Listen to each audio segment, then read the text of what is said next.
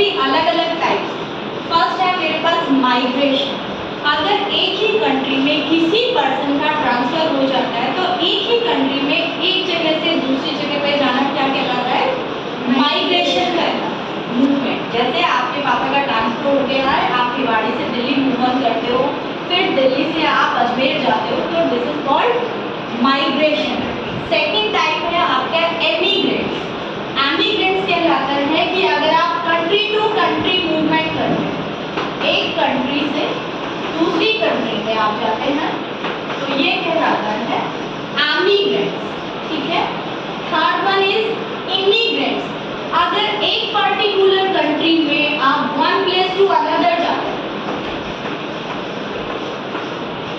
One place to another, लेकिन एक particular country आपने कोई कंट्री चूज की और उसमें एक प्लेस से दूसरी प्लेस पे आप जाते हैं, तो दिस इज कॉल्ड इमिग्रेशन।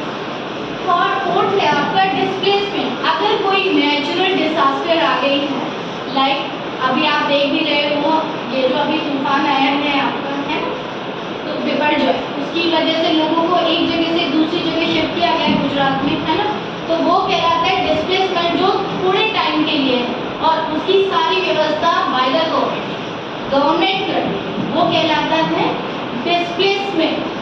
अब है रिफ्यूजी। अगर मान लीजिए एक देश में कहीं भी वॉर स्टार्ट हो गई, जैसे अभी आपने देखा यूक्रेन और रशिया के बीच हो गए, तो यूक्रेन के जो लोगों ने दूसरे कंट्रीज में जाके हेल्प ली है, तो उन पर्सन्स को क्या कहलाएंगे? रिफ्यूजी। जैसे इंडिया पाकिस्तान की जब वॉर हुई थी 1947 के बाद, 45 के बाद जब गदर हुआ था, तो यहाँ के जो कुछ लोग थे हिंदू, वो पाकिस्तान चले गए, तो वहाँ के कुछ लोग थे वो यहाँ रह गए, वो कहलाते हैं रिफ्यूजी। किसी और कंट्री के पर्सन दूसरी कंट्री में अगर रह रहे